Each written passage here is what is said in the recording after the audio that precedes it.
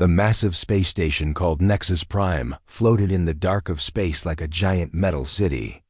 Its silver walls stretched for miles in every direction. Thousands of ships from different worlds came and went from its many docks. Inside the station, beings from over 200 different planets lived and worked together. Ambassador Hyun-woo Kim walked down the long hallway toward the main meeting room. His black suit was clean and pressed. His face showed no emotion, but his dark eyes were alert. Behind him walked Captain Boo-ra Lee, her hand resting near her weapon. She wore the blue uniform of Earth Space Forces. Her short hair was pulled back tight, and she watched everything around them. Dr. Taemin Park hurried to keep up with them. He carried a large bag full of papers and computer tablets. The young scientist pushed his glasses up his nose as he walked. The message said it was urgent, he whispered to the ambassador. They called it an emergency meeting. Kim nodded but did not speak. He had been Earth's voice in the Galactic Council for 3 years. In that time, he had learned that the alien races did not always tell the truth. They spoke in careful words that hid their real meaning. The hallway was full of other beings heading to the same meeting. Kim saw the tall, thin creatures from the Shard Collective. Their bodies looked like they were made of blue crystal. Light moved through their skin like water. Near them walked the small round beings from the Nexari worlds. They moved together like they shared one mind. A deep voice spoke from behind them. Human Kim. Kim turned around. A huge creature stood there. It was twice as tall as a human and covered in thick gray skin. Its 4 arms ended in claws. This was Gorth, one of the Council's security chiefs. He came from a world where everything was 10 times heavier than Earth. Gorth, Kim said with a small bow, good to see you. The Council waits, Gorth said. His voice sounded like rocks grinding together. They are not happy. They rarely are these days, Captain Lee said quietly. Gorth's small eyes looked at her. Perhaps humans should think before they act. Perhaps others should think before they attack our people, Lee replied. Her voice was calm, but Kim could hear the anger underneath. Dr. Park stepped between them. We're all here to find peace, he said quickly. That's what matters. The main council chamber was enormous. The ceiling stretched up so high that clouds could form near the top. Hundreds of seats filled the curved walls, each one built for a different type of alien body. At the center sat the Council of 12, the most powerful beings in the galaxy. Kim took his seat in the human section. Earth had only been part of the Council for 50 years. Most of the other races had been here for thousands of years. They looked at humans like adults look at children. Chairman Vorthak stood up from the center seat. He was old, even by the standards of his people. His race, the Celestial Dominion, had ruled parts of the galaxy since before humans learned to make fire. His body was tall and thin, with skin that changed colors like oil on water. 6 eyes sat on top of his long head.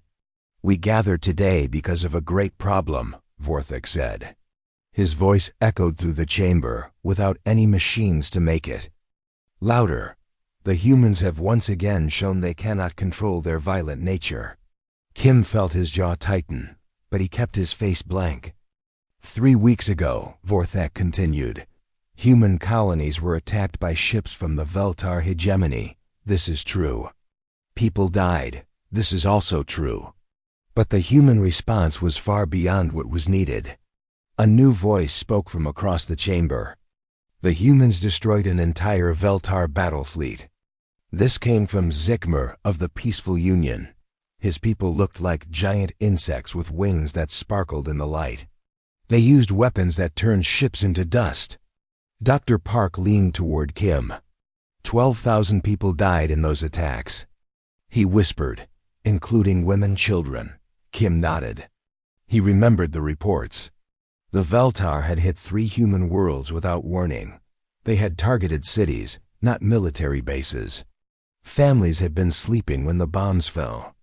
The human Military response was swift and complete, another voice said. This was Counselor Yeath from the Neural Collective. Her people were small and gray with large heads full of powerful brains. They tracked the Veltar fleet back to their staging area and eliminated it entirely. No survivors. We defended ourselves, Kim said, standing up, as any species would. No, Vorthic's colors flashed red and orange. Other species ask for help from the Council. Other species wait for proper investigation. Other species do not turn to violence as their first choice. It wasn't our first choice, Captain Lee said, also standing. It was our only choice when our people were being murdered. The chamber filled with angry sounds. Aliens clicked, buzzed, roared, and made noises that humans had no words for. Kim waited for the sound to die down. The Veltar attacked without cause, Kim said when it was quiet. They killed innocents. We stopped them from killing more. If the Council has a problem with that, then the Council's problem is not with human violence. The Council's problem is with human effectiveness. Silence fell over the chamber like a heavy blanket. Vorthic's 6 eyes all focused on Kim. This is exactly what we mean. Humans see only force. You do not understand the careful balance. That keeps the galaxy at peace. What balance? Lee asked. The balance where strong races attack weak ones and everyone pretends not to see. The balance where violence is controlled.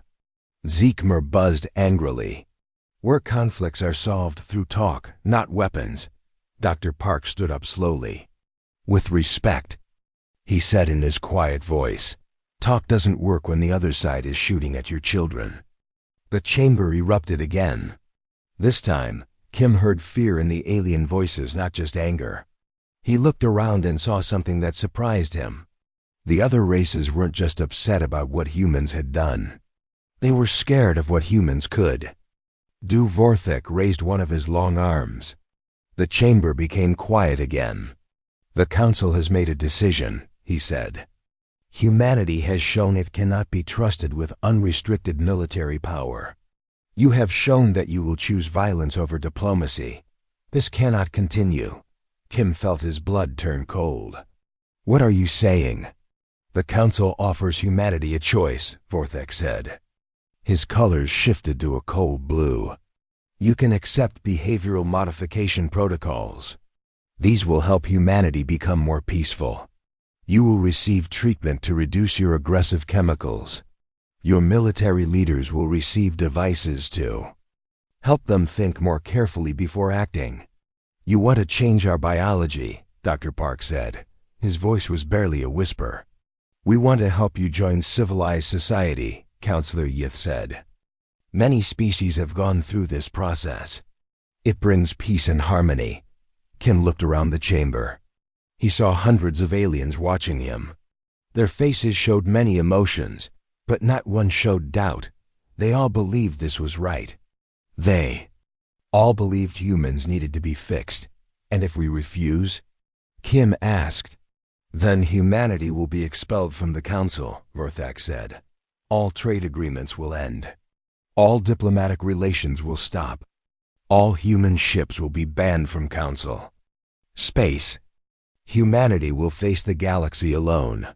The words hung in the air like poison. Kim felt the weight of his entire species on his shoulders. Around him, he could feel Captain Lee's anger and Dr. Park's fear. I need to speak with my government, Kim said finally. Of course, Vorthik said. His colors shifted to what might have been satisfaction. You have 48 hours to give us your answer. That's not very much time for such an important decision, Dr. Park said. It is enough time to accept reality, Zekmer buzzed. Other species needed much less time to see the wisdom of our offer. Kim bowed slightly to the Council. Then we will use our time well. As the 3 humans left the chamber, Kim could feel alien eyes watching them go. He heard whispers in languages he did not understand. But one thing was clear in every sound. The galaxy expected humanity to surrender. They had no idea how wrong. They were about humans. Kim allowed himself a small, cold smile as they walked back toward their ship. The next 48 hours would change everything. The galaxy was about to learn the difference between humans who chose peace and humans who had peace forced upon them. The human ship Daegu Star cut through space faster than any alien vessel could follow. Inside the command center, Ambassador Kim sat in silence while Captain Lee piloted them toward Earth. Dr. Park worked at his computer, reading reports that made his face grow pale. "How long until we reach Earth?" Kim asked. 18 hours using the quantum drive, Lee replied. "The aliens don't know we can move this fast. They think we need 3 days to get home." Kim nodded. That was good. Let the Council think humans were slow and limited. They would learn the truth soon enough. "I've been reading the intelligence reports," Dr. Park said without looking up from his screen. "The Veltar weren't acting alone. Someone paid them to attack our colonies." "Who?" Lee asked, her hands tight on the controls. "We don't know yet, but the attack patterns were too organized, too planned. Someone wanted to test how we would respond." Kim closed his eyes. He had suspected this from the beginning. The Veltar were brutal, but they weren't stupid. They wouldn't attack human colonies without a very good reason. Someone had given them that reason. Hours later, the blue and green world of Earth filled their view screen. Home.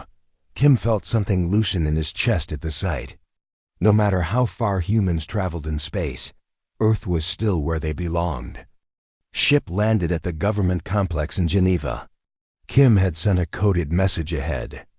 By the time they touched down, the most powerful people on Earth were already gathering. The emergency meeting room was deep underground, protected by layers of metal and stone. When Kim walked in, he saw faces he had known for years. These were the people who led humanity among the stars. President In-ho Yoon sat at the head of the long table. He was a small man with gray hair and tired eyes. But Kim knew those eyes missed nothing. Next to him sat Admiral Soo-jin Choi, commander of all Earth's military forces. She was younger than the president, with short black hair and scars on her hands from her years as a fighter pilot. General Dong Hyan Kang stood when Kim entered. He was tall and broad, with a face that looked like it was carved from stone. Behind him stood other generals, admirals, and intelligence chiefs. The most dangerous humans in the galaxy were all in one room. "Report," President Yoon said simply. Kim told them everything. The Council's ultimatum, the demand for biological changes, the threat to cut off all contact with humanity. When he finished, the room was silent. "They want to change our biology," Dr. Park added. "Remove our ability to produce adrenaline. Put control devices in our military leaders' brains. Turn us into something else." "Into sheep," Admiral Choi said quietly. "Like them." General Kang leaned forward. "What do we know about these other species?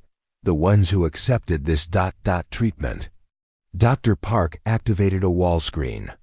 Images of different alien races appeared. "I've been studying them for months. Every major council species went through this process at some point in their history. Look at this." The screen showed pictures of ancient alien artifacts, weapons, armor, military vehicles. This is what the Shard Collective used to make 3,000 years ago. War machines, weapons that could crack planets. And now? President Yoon asked. "Now they make art, pretty crystals that sing when light hits them. They haven't built a weapon in millennia." More images appeared. The Nexari used to be individual warriors. Each one could fight like 10 humans. But they were helped to become a hive mind. Now they can barely make decisions without consulting the group. "It's the same pattern everywhere," Dr. Park continued. "Strong species get modified for peace.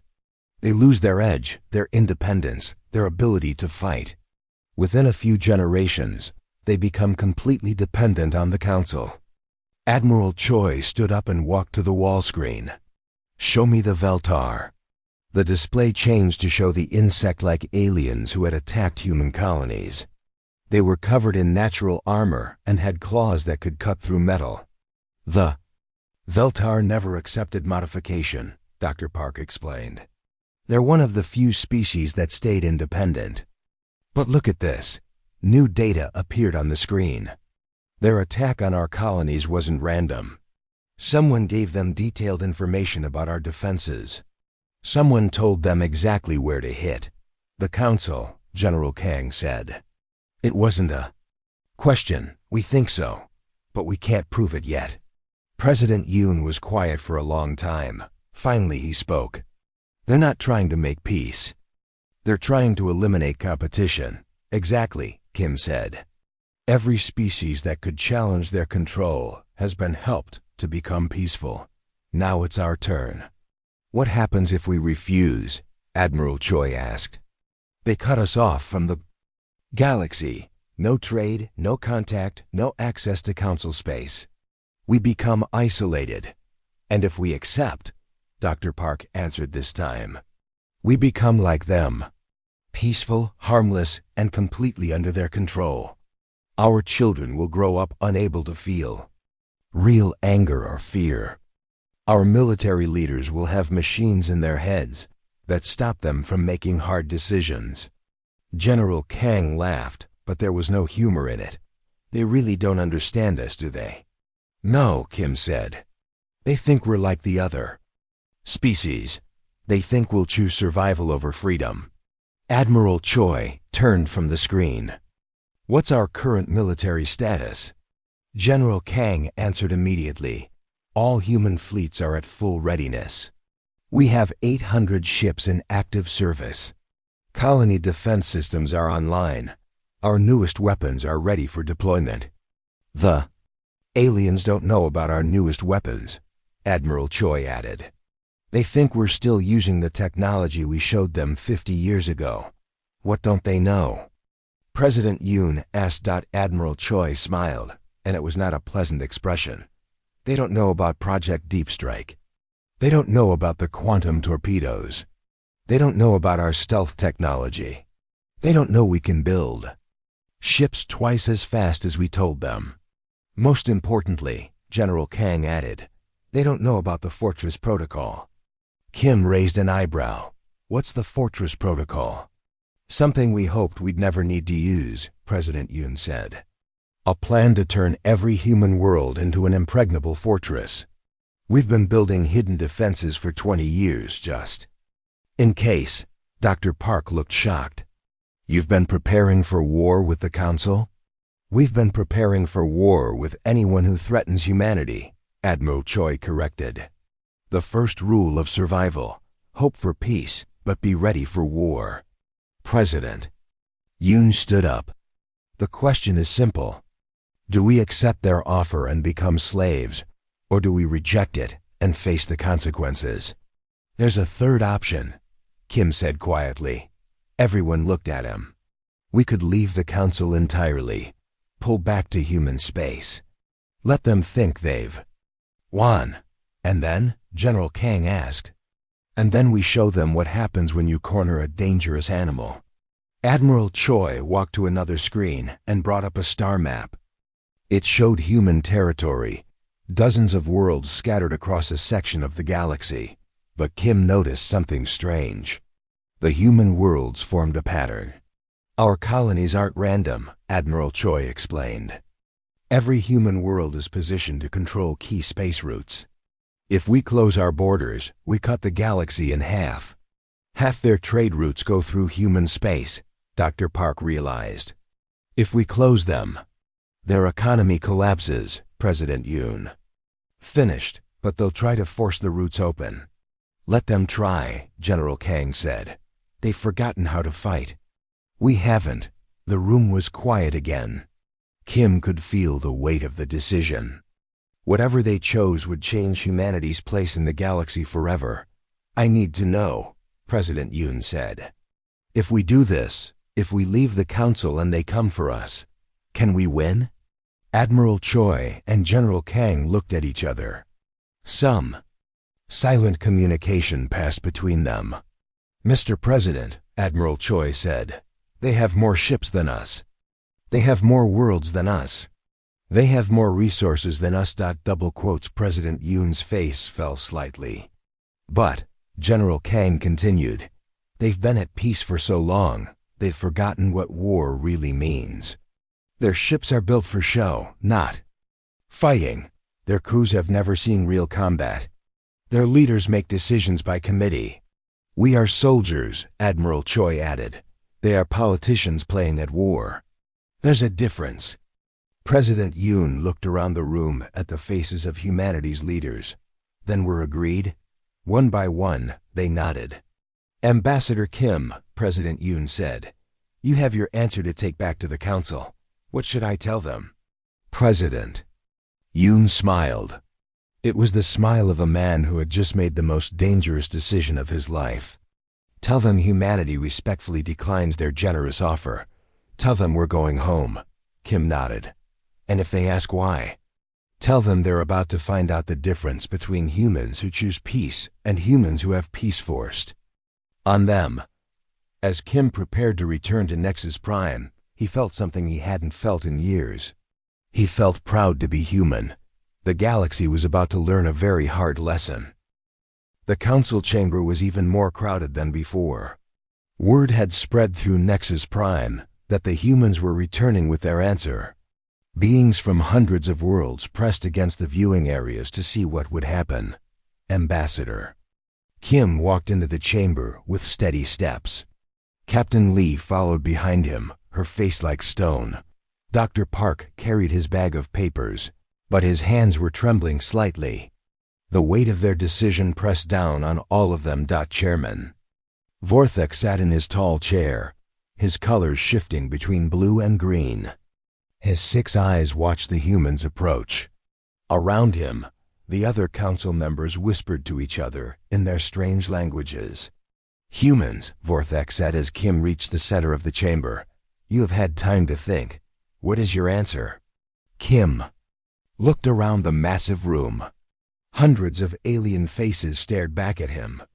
Some looked curious. Others looked angry. A few looked afraid, though Kim wondered if they knew why.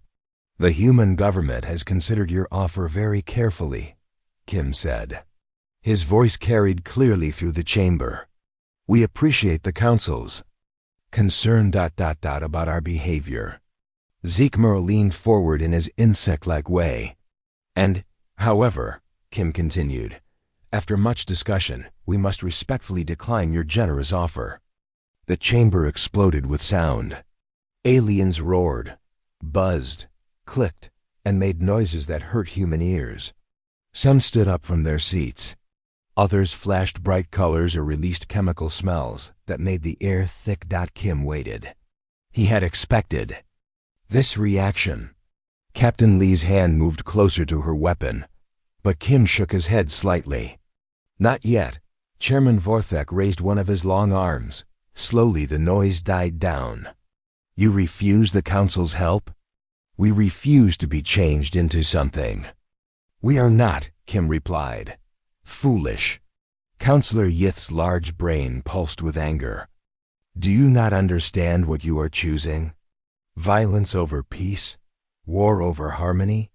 "We choose to remain human," Dr. Park said quietly. "Whatever that means. It means you choose to be dangerous." Gorth, the security chief, growled from his seat. "You choose to be a threat to civilized beings," Kim nodded. "Perhaps, but that is our choice to make." "No," Vorthek's colors flashed red. "The council will not allow it. If you will not accept our help willingly, then we will force you to accept it." "How?" Captain Lee asked. Her voice was calm, but there was something in it that made several aliens step back. "Economic sanctions," Zeekmer buzzed. "Military intervention. Blockade of all human worlds. Imprisonment of all human ships," added another voice. "Complete isolation until you see reason," shouted a third. Kim listened to the threats pile up like storm clouds. When the voices died down, he spoke again. I see. Then the council has made its choice as well. What do you mean? Vorthek demanded. Kim reached into his jacket and pulled out a small device. It looked like a simple communication unit, but Captain Lee recognized it immediately. Her eyes went wide. Since the council has decided that humanity cannot be trusted to make its own decisions, Kim said, we have decided to make this easier for everyone. He pressed a button on the device. In the depths of space, thousands of human ships received the same coded message at the same instant. 3 simple words that would change the galaxy forever. Garden party canceled. On mining stations near alien worlds, human workers stopped what they were doing and walked to their ships. On trade vessels carrying goods between alien markets, human crews changed course for home. On exploration ships mapping distant stars, human scientists packed their equipment. In the council chamber, Kim continued speaking. Effective immediately, humanity is withdrawing from all council territories. We are ending all trade agreements. We are closing all diplomatic relations. The chamber went silent. This was not what they had expected. You cannot simply leave. Councillor Yith protested. The galaxy depends on human services, does it? Dr. Park asked. He opened his bag and pulled out a thick folder. Let me share some interesting facts with the council. He activated his portable computer, and data appeared on the chamber's main screen. Numbers, charts, and statistics filled the display. Humans control 40% of all shipping in council space, Dr. Park read. 70% of all mineral extraction operations use human workers. 80% of all new technology patents filed in the last decade have human inventors. The numbers kept coming. Human doctors in alien hospitals, human engineers building alien cities, human teachers in alien schools, human soldiers keeping peace on alien worlds. Without humans, Dr. Park concluded, the council economy will collapse within 6 months. Lies, Ziegmer buzzed, but his voice sounded uncertain. No lies, Kim said, just facts. The council has become dependent on human work, human innovation, and human protection. Now that dependency ends, you would hurt innocent beings to make a point? Vorthek demanded. Captain Lee stepped forward. You would hurt innocent humans to make us obey. What's the difference? We are trying to help the galaxy by destroying what makes us who we are, Kim replied. But we have something else to share with the council before we leave. Dr. Park touched his computer again. New images appeared on the screen. Ancient ruins, old weapons, broken war machines. We have been studying the history of council species, Dr. Park explained. Very interesting history. Did you know that the Shard Collective once had weapons that could destroy stars? Several crystal beings in the audience made shocked sounds. Did you know that the Nexari were once the most feared warriors in the galaxy? Each individual could fight like a small army. The hive mind beings buzzed nervously among themselves. Did you know that the Peaceful Union once had a military force that conquered half their local star cluster? The winged insect beings clicked their claws together in distress. Every major council species was once powerful, once dangerous, once capable of standing up for themselves. But one by one, they were convinced to accept help. One by one, they gave up what made them strong. Dr. Park's voice grew colder. Now we know why. The council doesn't want peace. The council wants control. And the easiest way to control someone is to make them helpless. That is not true. Vorthek protested, but his colors were shifting rapidly. Between different shades, isn't it? Kim asked. Why else would you try to change us? Why else would you demand that we become something different? Because you are dangerous. Yes, Kim said simply. We are, and we will remain dangerous. The question is, dangerous to whom? He looked around the chamber at all the alien faces staring back at him. We have never attacked anyone who did not attack us first. We have never conquered anyone who did not try to conquer us. We have never hurt anyone who did not hurt us. But you could, Counselor Yith said quietly. Yes, we could, just like you could if you remembered how. Just like all of you could, if you had not let that ability be taken from you. Captain Lee activated her own communication device. All human military forces are returning to human space. All human ships are leaving Council territory. All human personnel are coming home. You are making a terrible mistake, Vorthik said. His colors had settled into a dark purple that might have been fear. No, Kim replied. We are avoiding a terrible mistake. We are avoiding the mistake that all of you made. He turned to leave, then stopped. Oh, and one more thing. The Council should know that those archaeological sites we have been studying, some of them contained intact defense systems, very old systems, very powerful systems. What are you saying? Gorth demanded. I'm saying that human space is about to become much more secure. Ancient weapons have a way of reactivating when they sense the need. This was not entirely true, but Kim wanted to plant seeds of doubt. Let the Council wonder what humanity really had hidden in their territory. Dr. Park packed up his computer. The Council might want to check on the Veltar hegemony, he said casually. I hear they have been making plans for new attacks. Without human peacekeepers to stop them, they might become ambitious. The Veltar would not dare, Zeekmer buzzed. Wouldn't they? Captain Lee asked. What's going to stop them? Council ships that haven't seen real combat in centuries. Council crews who think warfare is a computer simulation. The three humans walked toward the exit. Behind them, the Council chamber erupted in arguments and accusations. Some aliens blamed the humans. Others blamed each other. A few smart ones were already calculating how bad things were about to become. Kim paused at the chamber door and looked back one last time. The Council called us aggressive. You were right. We are aggressive about protecting what matters to us. You called us dangerous. You were right about that too. We are dangerous to anyone who threatens our people. But you made one mistake. Captain Lee added. You thought our cooperation meant we were weak. You thought our diplomacy meant we were helpless. You are about to learn the difference. The difference between what? Vorthek called out. Kim smiled, and it was not a friendly expression. The difference between a warrior who chooses peace and a sheep who has no choice at all. The humans left the chamber and did not look back. Behind them, the most powerful beings in the galaxy sat in stunned silence, slowly realizing what they had just lost. In the hours that followed, human ships across the galaxy turned toward home. The Great Retreat had begun. But the aliens would soon learn that when humans retreat, they do not run away. They go home to prepare for war. The emergency meeting room in the Galaxy Council was very quiet. High Arbiter Velthar looked at the reports on his desk. His crystal body was shaking with worry. 3 more alien fleets had tried to attack human space. All 3 fleets were destroyed. Not one human ship was lost.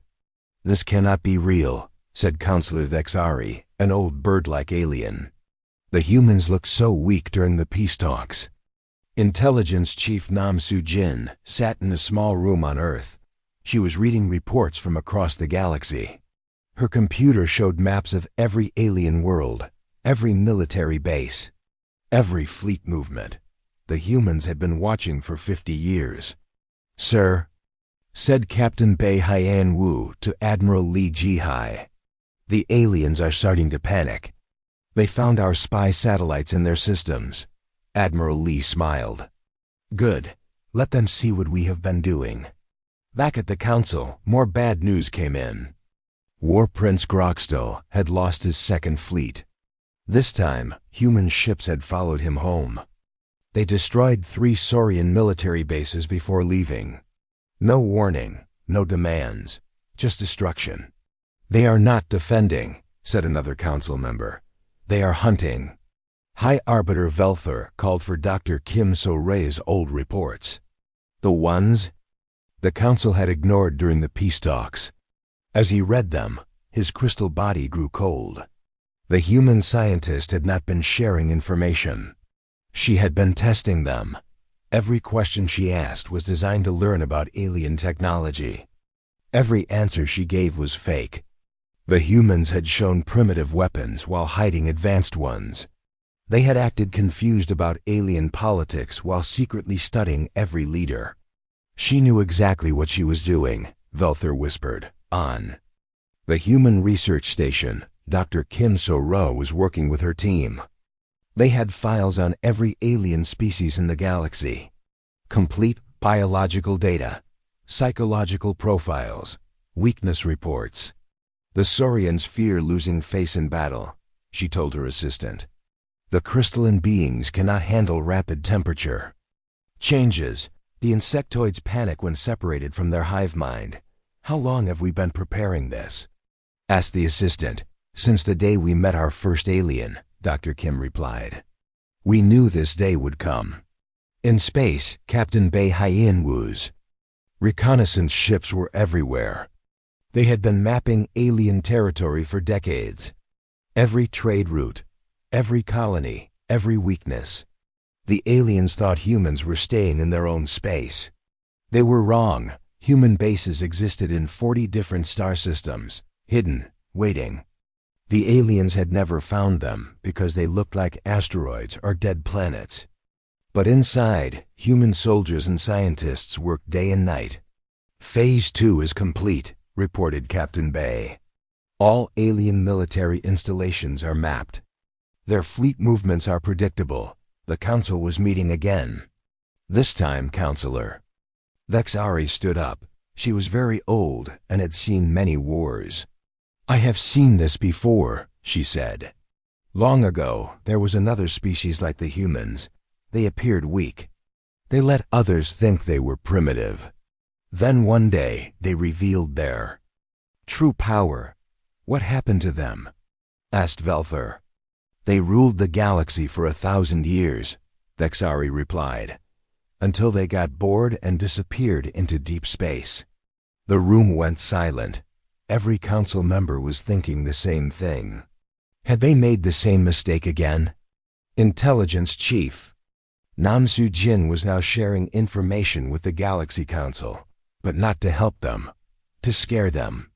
She sent them videos of human military exercises, pictures of human weapons, maps of human territory. The aliens learned that humans controlled 12 star systems, not 3. They had a fleet of 2,000 ships, not 200. Their weapons could destroy planets, not just ships. Why did they hide this? Asked one council member. Because they wanted peace, replied Vexari. They tried to fit in. We made them show their true strength. War Prince Groxtal was no longer making threats. His own people were angry with him. The Saurian Empire was now facing human raids every day. Their military was falling apart. Other Saurian leaders wanted to surrender. You have doomed us all, said General Kefmer to Groxtal. The humans are not conquering our worlds. They are just destroying our ability to fight. This is worse than conquest. Dr. Kim So-rae sent a message to the Galaxy Council. It was simple and direct. For 50 years, humans studied your species. We learned your languages, your cultures, your fears. We could have destroyed you at any time. We chose not to. We wanted to be friends. You chose war instead. The message included detailed files on every council species. Military secrets they thought were hidden, personal information about their leaders. Plans for attacks on other species. They know everything about us, whispered Velthor, but we know nothing about them. Admiral Lee Ji-hai held a meeting with all human military leaders.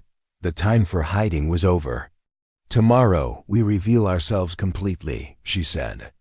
President Kang will address the galaxy. The aliens will learn who we really are. Captain Han Wu was preparing to return to the Galaxy Council. But this time, things would be different.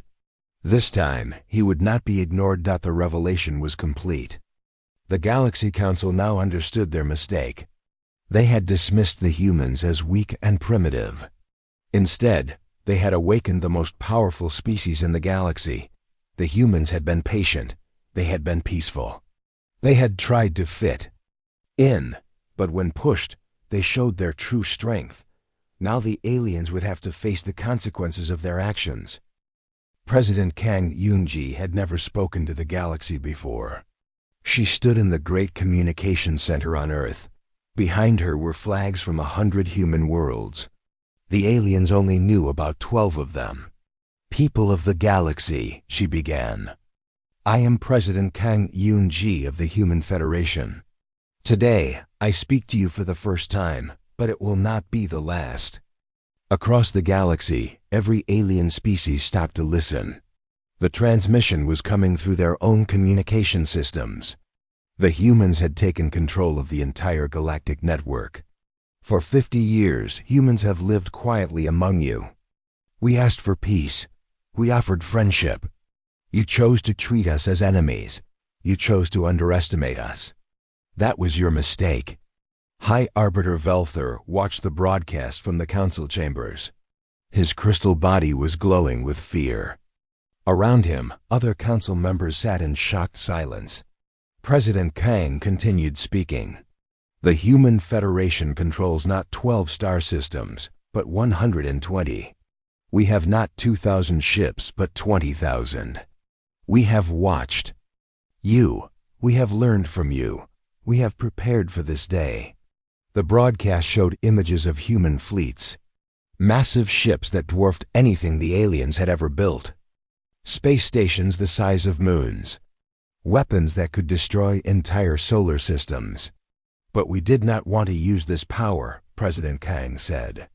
"We wanted to be part of your galactic community, as equals, not as rulers, not as servants, as equals." Fleet Admiral Yoon Daeun stood on the bridge of her flagship. Around her, the entire human fleet was visible. Ships stretched from one end of the solar system to the other. The aliens had never imagined humans had so many vessels. "All alien fleets will withdraw from human territory immediately," Admiral Yoon announced. "Any ship that does not comply will be destroyed. This is not a threat, this is a promise." Captain Han Wu was traveling back to the Galaxy Council. But this time, he was not alone. 50 human ships escorted his vessel. The aliens would not ignore him again. Dr. Kim So-ra was broadcasting scientific data to the galaxy. She showed that humans had been helping other species for decades. Medical research, agricultural improvements, technological advances, all given freely, without credit. "Humans saved the Kelran species from plague 20 years ago," she revealed. "We stopped the Vorthan Civil War by providing food and medicine. We helped the Nexa rebuild after the asteroid impact. You never knew it was us."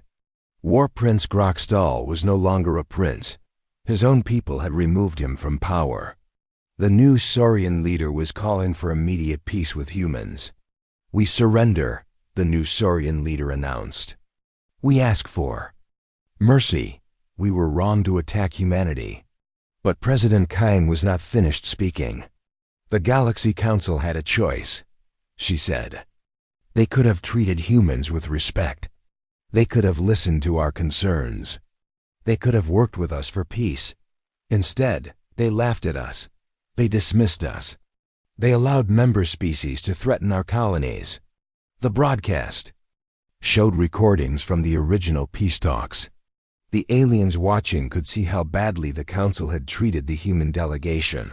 They could hear the insults, the threats, the laughter. "So now humanity makes a new offer," President Kang continued. "We will create a new galactic government, one where all species are equal, where small civilizations have the same voice as large ones, where peace is maintained through cooperation, not fear." High Arbiter Velther realized what was happening. The humans were not just revealing their power. They were taking over, but they were doing it peacefully. They were giving the aliens a choice. Captain Han Wu arrived at the Galaxy Council station. This time, thousands of ships were waiting for him. Human ships, but also ships from other species. The oppressed civilizations that the Council had ignored were joining humanity. The choice is simple, Captain Han Wu told the assembled Council. Join the new galactic democracy where all voices matter. Or remain isolated while the rest of the galaxy moves forward without you. Councillor Thex Ari was the first to speak. We accept, she said. The old council failed. We need a new way. One by one, other species agreed. They had no choice. The humans controlled the shipping lanes, the communication networks, the trade routes. Without human cooperation, their civilizations would collapse. War Prince Grokstol, now just a regular Saurian, was brought before the new assembly. He expected execution. Instead, Captain Han Wu offered him a choice. Work with us to rebuild what you destroyed, Han Wu said. Help us create peace, or spend your life in exile. The choice is yours. High Arbiter Velthur was no longer the leader of anything. The old council was dissolved. But President Kang offered him a position in the new government. We need beings who understand the mistakes of the past, she told him. Help us not repeat them. Dr. Kim So-ra became the galaxy's first Minister of Interspecies Science. Her job was to share human knowledge with all species, equally, freely. Admiral Yoon Dae-yoon was appointed as the Galactic Defense Coordinator. Her job was to protect all species from external threats, and from each other. Intelligence Chief Nam Se-jin destroyed most of the files on alien weaknesses. We don't need these anymore, she said. We're all on the same side now. The transformation was complete. The Galaxy Council that had dismissed humanity was gone. In its place was a new democratic alliance. One where humans led not through fear, but through example. Captain Han Wu stood before the new Galactic Assembly. Representatives from 300 species were present, including many that the old council had ignored. Humanity never wanted to rule the galaxy, he said in his closing speech.